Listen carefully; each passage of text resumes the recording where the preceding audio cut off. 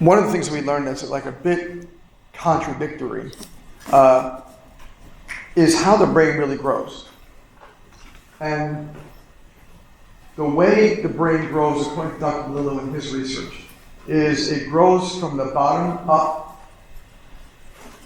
In other words, when you're first born, we talked about this before, your brainstem is the thing that is working the most, and then the brainstem starts to expand and grow, and then it starts to send out its synapses and neurons, and then some of the other mid-cortical things will start to turn on, and then the cortex really starts to turn on. And the key is that when the cortex turns on, that's when top-down regulation occurs. So the baby is born, and they're mostly a brainstem. And the reason that the brainstem is so important in a baby is what? Well, it's important for everybody, really. But in a baby especially, it's important for primitive reflexes. Primitive reflexes are the things that start the maturity level of the brain. It starts the brain growth. It allows for the brain to start developing. Because primitive reflexes allow our babies' bodies to move in very certain ways, very predictable ways. And those primitive reflexes will create a growth pattern, a maturational pattern, but those primitive reflexes aren't needed forever. So as the brainstem grows from here up, right, and now we start to mature. So first we're starting to mature here in the brainstem, then the cerebellum, basic ganglion, thalamus, etc., and then we're going into the cortex. Once the cortex starts really kicking in, then it starts to top-down regulate. And when it top-down regulates, then it turns off those primitive reflexes.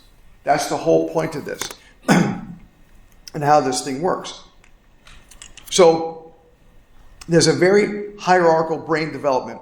And the reason that's important is because when we're looking at this, when we're looking at kids with all these different issues and disabilities and problems that I see as an example in my practice, when we're looking at all these kids, why is it that primitive reflexes are one of the first things I look at, whether it's an infant or it's a toddler or it's a preschooler or a school-age kid or even an adult with autism or ADHD? These primitive reflexes are the first thing you look at because that is how the brain starts to grow. And if there's problems in growth in that early stage here, in the lower part of the brain, then the rest of the brain does not mature the way it's supposed to. And that's the whole point of this top-down regulation. The only way top-down regulation can occur is if it's going, if the cortex is allowed to start to mature. If the primitive reflexes are allowed to stay active, then the cortex cannot mature the way it's supposed to. And that's what we see with all these different kiddos with autism, ADHD, dyslexia, learning disorders, dyspraxia, dyscalculia, Tourette's, tics, all these cerebral palsy, all these kind of things. We see so much of these primitive reflexes retained in these kiddos. But there's another concept. Yeah. Where is this pathway located? Oh, this is not part of. This is just. I'm just showing it to you because I'm excited. This is not part of your class. Don't worry. But the thing that's also important to understand is as you have, so you got the bottom-up growth, top-down regulation, you also have this horizontal growth as well. So we have vertical growth like this, we also have this horizontal growth. And what happens is, in the beginning, a baby is mostly growing, about maybe 20% more of its right brain is growing versus its left brain. About 20% more of the right brain versus the left brain is how it's growing. And the reason is because the right brain is what is it, the really big overarching theme about the right brain? Big picture. The right brain is the big picture. The right brain is like, what is going on out there, right? The baby's got to figure out what's going on out there first because the left brain is much more critical thinking, language, etc., right? So the first 2 years, the baby's just trying to figure out who it is and where it is and how and their relationship and everything else like that. So it's relationship to everything around us. But then the next 2 years, now that's when the babies have started to speak, hopefully by age 1. By age 2, they have maybe several different sentences and a bunch of words that they're using, right? So now the left brain starts to kick in around age 2. And so we have this bottom-up, top-down regulation as well as this horizontal integration.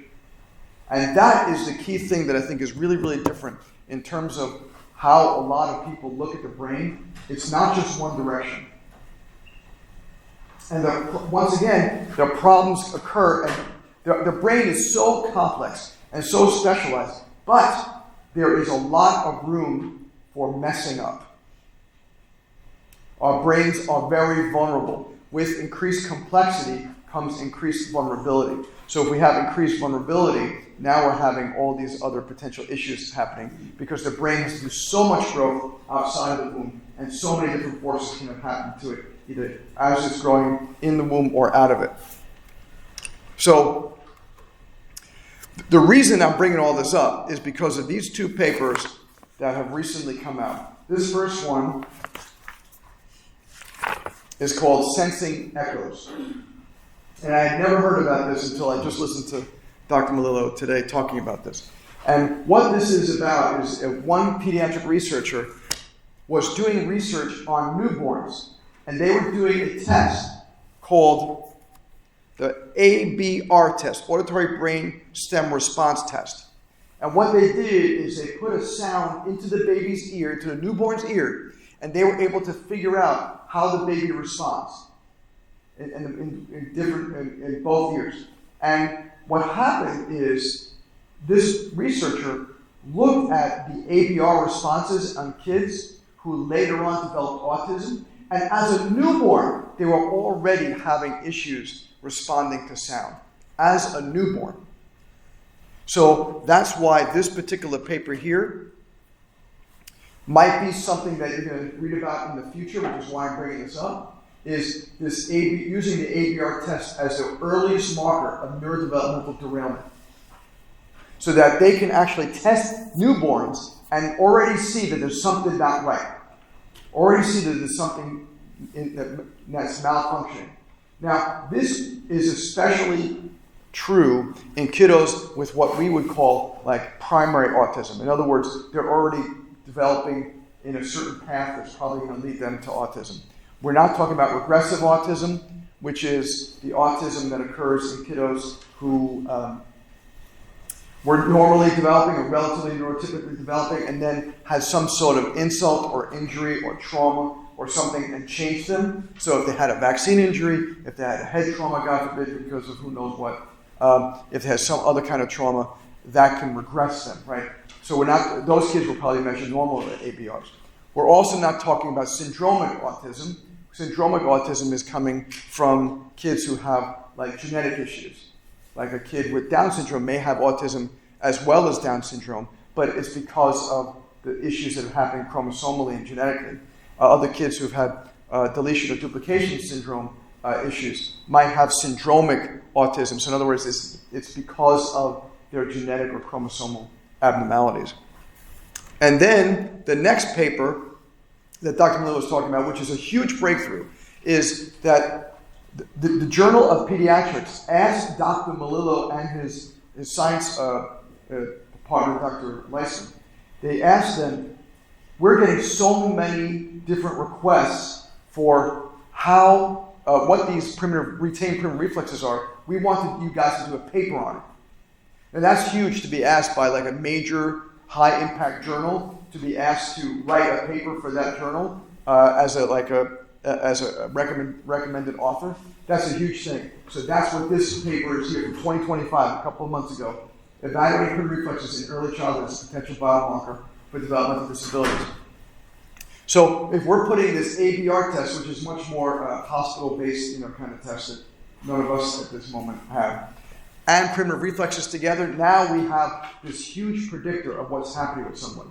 Because I can only tell you from the things that I've seen over the years that the kids who come into our offices that have positive primitive reflexes, they're going to have more problems. And the more primitive reflexes they have retained, the more problems they're going to have.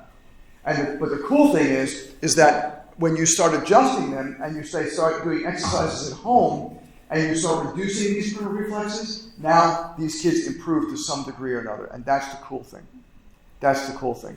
And my next thing, now that I've heard about these papers, is now I want to find out more about this ABR stuff and see if there's ways to test this, something that we can do in our offices, even if it's not a newborn, to do some kind of hearing test to see if there's a processing issue or not. And these are the kind of exciting, fun things that I like working on. And this is stuff that, after 37 years of practice, this is stuff that jazzes me up. Because I'm like, wow, here's another thing that I want to use. We're looking into EEG and using EEG in the office, and not these huge headsets that these kids, that people, you've probably seen the EEGs with the 57 different things, and you got to wet each one of the little spongy things.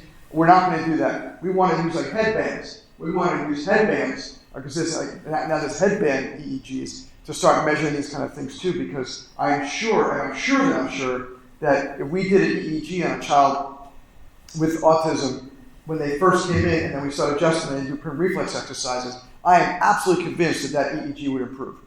There's no doubt. I know Melillo's already shown it with some of his work, but he uses the really significant EEGs. I'm trying to come to think, what kind of EEG can all of us use? Not the $10,000 unit, but the $300, $400 unit to help with these different kiddos. So to me, this is the kind of exciting stuff that I like reading about and sharing with you guys.